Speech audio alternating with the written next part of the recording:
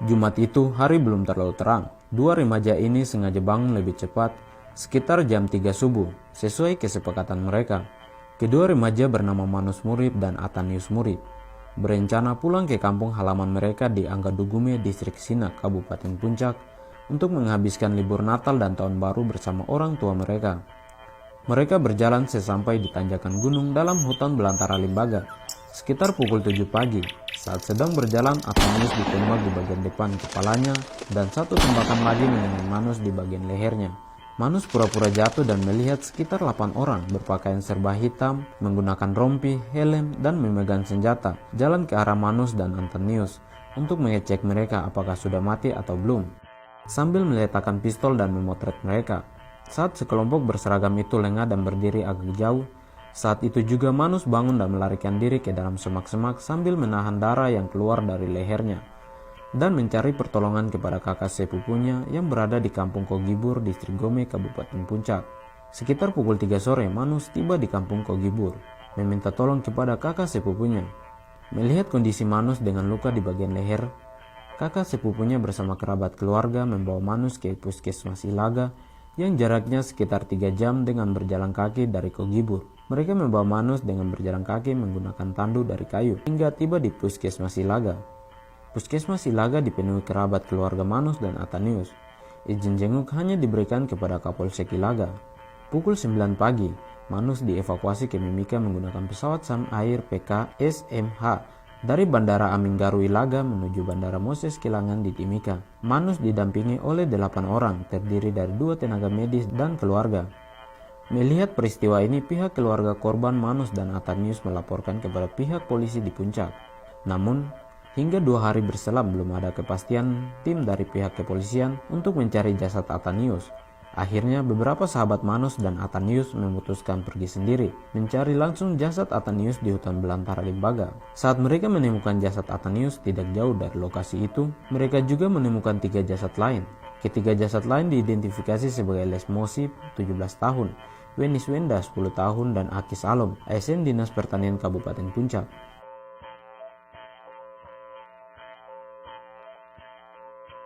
Mereka juga menemukan sejumlah barang bukti di sekitar lokasi penemuan jasad, berupa selongsong peluru, tas alat ibadah berwarna loreng dengan logo dan tulisan alat ibadah TNI 2018-757, bungkus makanan TNI,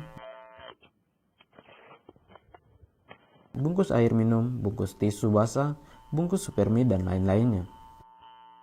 Hari mulai gelap, sahabat Manus dan Atanius memutuskan untuk mencari tempat aman dan menginap di hutan malam itu.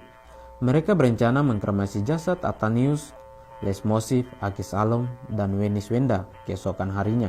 Bakar atau kremasi mayat merupakan tradisi dari masyarakat Papua di wilayah pegunungan. Setelah membakar jasad, mereka membawa barang-barang bukti dan menyerahkan kepada pihak keluarga korban di Gome.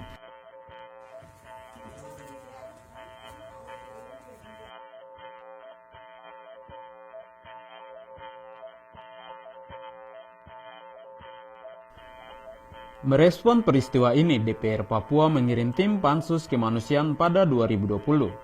Tim yang dipimpin oleh Feriana Wakerwa menemukan sejumlah alat bukti hingga keterangan dari korban Manus Murib dan sejumlah saksi lainnya.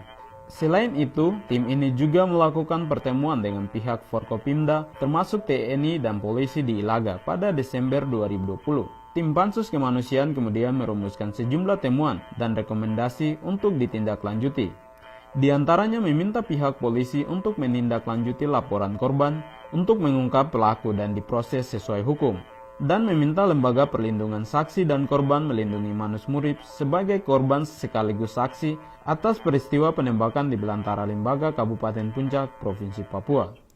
Namun, sejak laporan Pansus Kemanusiaan diparipurnakan di DPR Papua, nasib Manus Murib serta proses hukum terhadap kematian Atanius, Les, Wenis, dan Akis belum juga terselesaikan. Saat kejadian itu kakak yang ketua Pansus, jadi sempat kami ke Puncak di Gome, kami ambil data, dan setelah ambil data kami kembali dan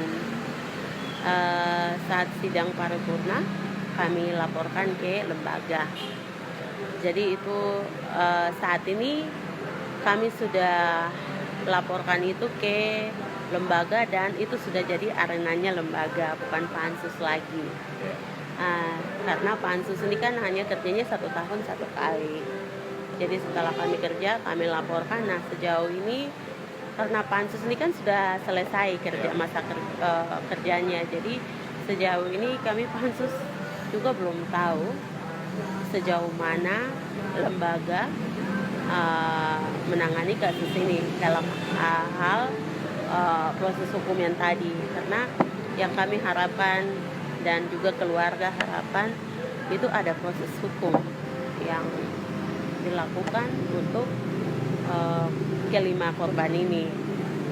Apalagi korbannya, salah satu korban kan masih ada sekarang, dan dia belajar, jadi dia sebenarnya mau sekali melanjutkan pendidikan, tapi karena itu prosesnya kan tidak jelas sampai sekarang ini dari lembaga. Kakak berharap supaya ada tindak lanjut dari lembaga, karena ini menyangkut korban dan ini mereka masih pelajar dan mereka tidak tahu apa-apa tapi jadi korban. Padahal kan kalau kita lihat ada beberapa adik-adik yang seharusnya mereka sudah kuliah, tapi itu karena korban itu mereka jadi korban. Akhirnya kasihan orang tua mereka, saudara-saudara mereka. Itu sebenarnya sayang gitu. Jadi kakak secara pribadi berharap ya ada tindak lanjut dari lembaga. Ya, kita setidaknya proses itu kita jalankan begitu. Tahu keputusan apapun itu nanti. Tapi sekarang ini setidaknya ada tindakan yang memang diambil dan dilakukan betul oleh lembaga untuk menindaklanjuti. Itu harapan kakak sih.